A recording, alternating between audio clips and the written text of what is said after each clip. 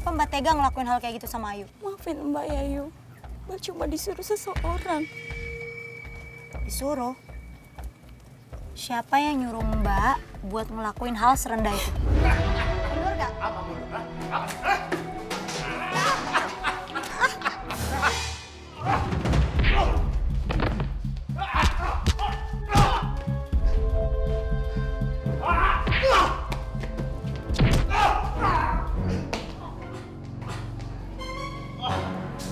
Andre.